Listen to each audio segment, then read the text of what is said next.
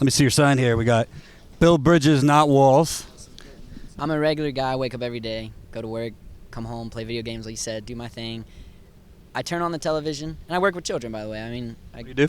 Substitute teacher. So I go in, and when you work with kids and you start hearing second graders and first graders using racial slurs and just saying words that are ridiculous for a first or second grader to be saying, where do they get this stuff?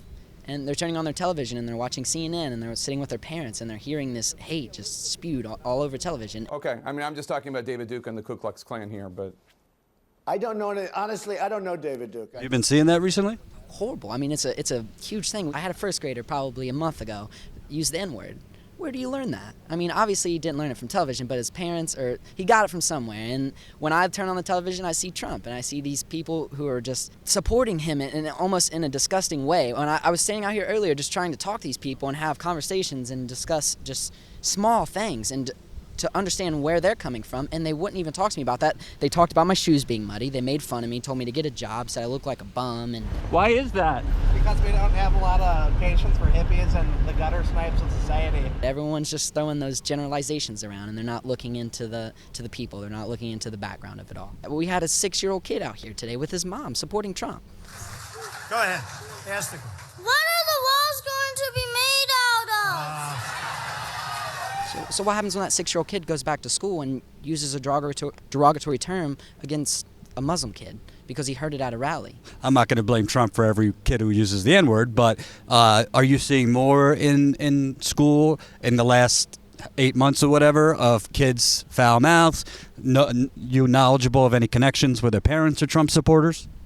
Yeah, I mean, I did. This is all Don't hold back now. Self-done, self-research.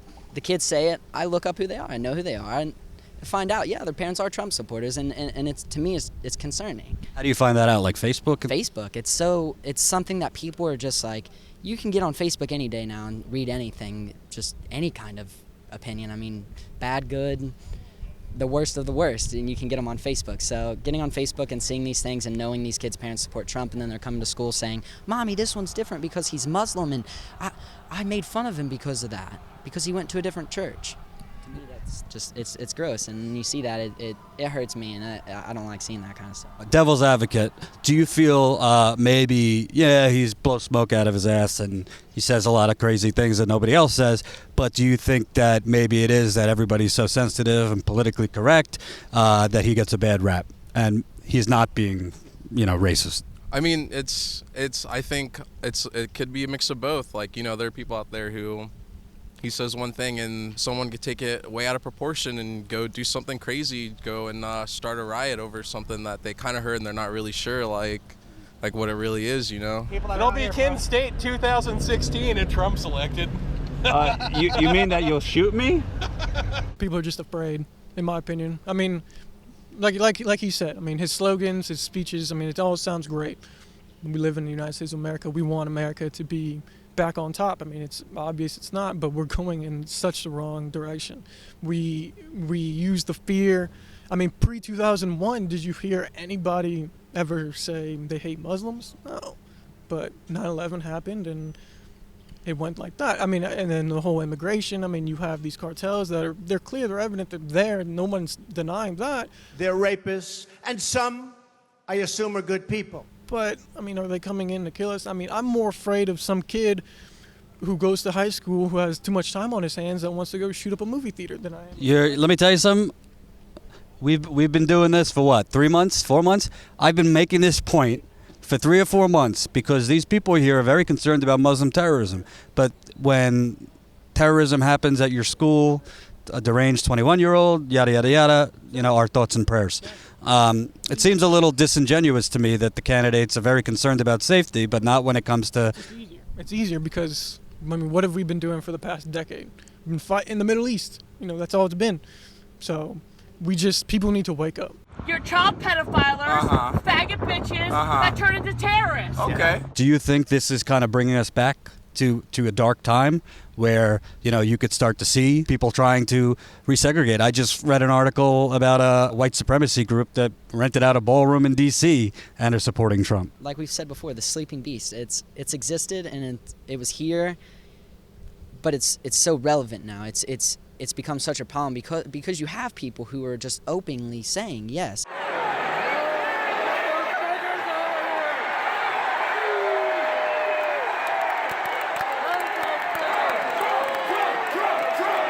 The hatred, the animosity.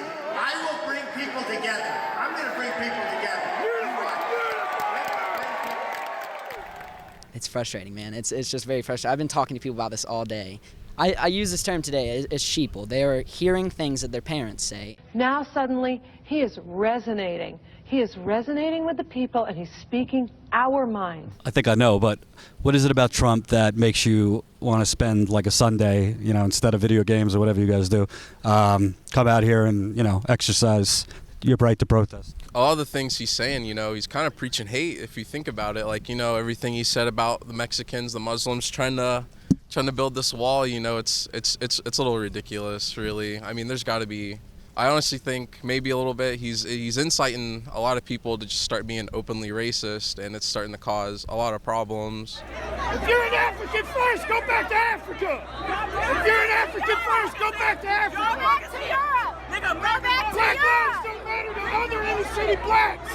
So fuck you. Do you think that the protesters are going too far at all, or you think that we need to see more of what we saw in Chicago? I don't think you need to go and start swinging on a Trump supporter just because. No, actually, there's been no case where a protester provoked it that I know of. The things I've seen were supporters.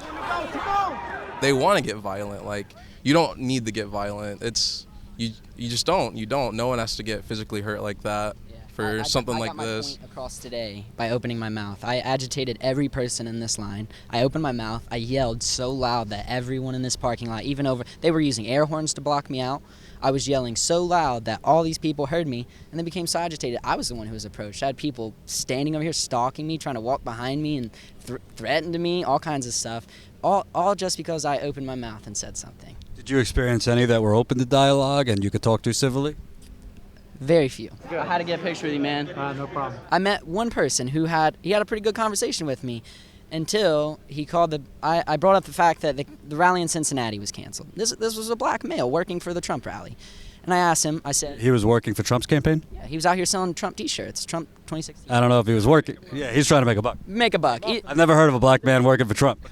Either way, he was making money off of promoting this guy, and I asked him, I said, well, why do you think he canceled his rally in Cincinnati and moved to a high-class white neighborhood in the middle of Ohio where there's not that many people who live here? I mean, compared to Cincinnati. You think there would have been bad stuff going on in Cincinnati? He was afraid. He moved up here because he knew the people that were going to go there. The people that live in Cincinnati aren't happy with Trump. They don't like him. Oh, you proved my cameraman right. I said that nothing was going to happen in Cincinnati, so I was wrong. Huge rallies. There was less people here today because of it not being in Cincinnati. You saw it. We have thousands of people outside. I said, why didn't we get a bigger place? But who knows that this is all going to happen? Things are going on that are amazing. A lot of people thought the media was trying to mislead us to not go to Cincinnati and ended up rescheduling here. So it was.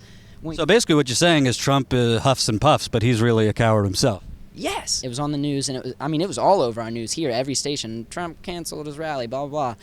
And then when we found out about this, it was a lot less quiet. There was no news station saying it. It was quietly posted online about a blog or something. Hey, Trump's in Westchester, Ohio. Cool. So it was a lot harder to rally people to come out to this kind of thing in the rain and everything, but that was my biggest thing. I was trying to get people here. And because of the move, you think he's trying to put his rallies in places where it's going to look more favorable for him? Favorable, safer. Our sheriff... Less black. Less black. I don't want to say less black. I mean, yes, those are black neighborhoods, and there are black communities there, and it's more black. But, I mean, I have friends that live in Clifton, Cincinnati. I mean, they're right there in the heart of all that, and they're college students. So why are all those college students bad people? Why are they thugs? It's because they don't support him. He was scared. He knew that there was going to be more people to detest him than there were to support him there, and he's afraid of those cities. And if he's afraid of them, how's he not going to be afraid of Vladimir Putin?